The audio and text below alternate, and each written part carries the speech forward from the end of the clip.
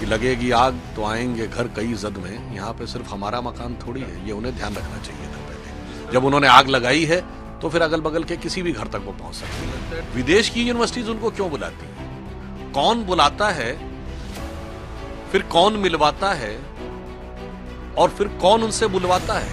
तो मुझे लगता है पाकिस्तान से लेकर पन्नू तक जो शाबाशी पा चुके हैं, ऐसे राहुल गांधी जी की असली फितरत और असली सियासत जनता को समझ में आ रही है। देखिए, इस ढंग के जो एलिमेंट्स हैं उनको पाल पोस के बड़ा करके पूरे कांटों की बाढ़ इस कश्मीर घाटी में बोने का काम तीन ही परिवारों ने किया। गांधी परिवार, अब्दुल्ला परिवार और मुफ्ती परिवार। तो मुझे लगता है कि अगर उन लोगों ने उस समय ईमानदारी से तरक्की और अमन की सियासत की होती और ये जो पृथकतावादी और विभाजनकारी राजनीति न की होती तो आज ये दिन नहीं होता।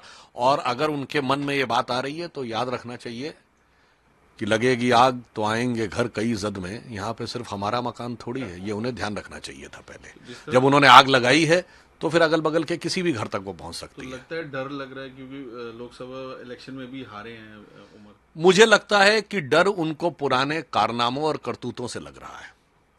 आज उनके असली अतीत का आईना उन्हें डरा रहा है और वो अतीत का आईने की क्या आक्रोश है वो उनको जम्मू कश्मीर के आवाम की आंखों में दिख रही है। सर, वहीं इंजीनियर रशीद बाहर आए, उन्होंने कहा कि जो नया कश्मीर मोदी जी कहते हैं वो बनने नहीं देंगे, हम कश्मीरी है। देखिए, आज नहीं है कश्मीरी। आज कश्मीर के पास दो रास्ते हैं और हमें पूरा विश्वास है कि कश्मीर इस पहले रास्ते पे चलेगा जो तरक्की और अमन का रास्ता है, और दूसरा है तरक्की और अमन का नया सवेरा जिसकी शुरुआत हो चुकी है, जिसकी पहली किरण 2019 अगस्त से शुरू हुई, और दूसरा है तबाही और बर्बादी का पुराना मंजर जो कश्मीर की 1.5-2 पीढ़ियों ने सहा नहीं, भुगता है।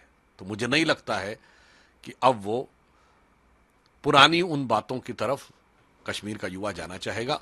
वो मोदी जी के दिखाए गए रास्ते पर तरक्की और अमन के नए सवेरे की राह पर जम्मू कश्मीर को ले जाना चाहेगा। सर, वहीं राहुल गांधी जो अमेरिका गए हुए हैं, वहाँ अलग अलग स्टेटमेंट उनकी आ रही है, तो किस तरह देखते हैं बार बार जो वो स्टेटमेंट दे रहे हैं? देखिए, इसमें सबसे बड़ी बात यह है कि राहुल गांधी को भारत में कोई यूनिवर्सिटी बुलाती नहीं। आप कहेंगे चलिए बीजेपी की सरकार है, तो 2004 से 14 के बीच में कितनी यूनिवर्सिटीज में गए थे? जहां आपकी सरकारें वहां क्यों नहीं बुलाती? तो पहला आश्चर्य का विषय यह है कि विदेश की यूनिवर्सिटीज उनको क्यों बुलाती हैं? कौन बुलाता है, फिर कौन मिलवाता है और फिर कौन उनसे बुलवाता है? मुझे लगता है कि कहीं ऐसा तो नहीं है कि वो उन सारी शक्तियों के साथ मिलने के बाद, उनसे ट्यूटोरियल लेने के बाद रिहर्सल करते हैं कि भारत विरोधी बयान कैसे दिए जाएं। और मैं ये बात थोड़ी गंभीरता से भी कहना चाहूंगा कि राहुल गांधी जी भारत के इतिहास के पहले नेता प्रतिपक्ष बन गए जिन्होंने किसी घोषित भारत विरोधी सांसद से मुलाकात की है। वो भारत के इतिहास के पहले नेता प्रतिपक्ष बन गए जिन्हें भारत सरकार की तरफ से घोषित आतंकवादी पन्नू, गुरुपतवंत सिंह पन्नू ने उनकी तारीफ की है। वो भारत के इतिहास के पहले नेता प्रतिपक्ष हैं जिनका पाकिस्तान ने अपने डोजियर में कश्मीर को लेकर उनके नाम का उल्लेख पाकिस्तान ने अपने पक्ष में किया है। तो मुझे लगता है पाकिस्तान से लेकर पन्नू तक जो शाबाशी पा चुके हैं, ऐसे राहुल गांधी जी की असली फितरत और असली सियासत जनता को समझ में आ रही है।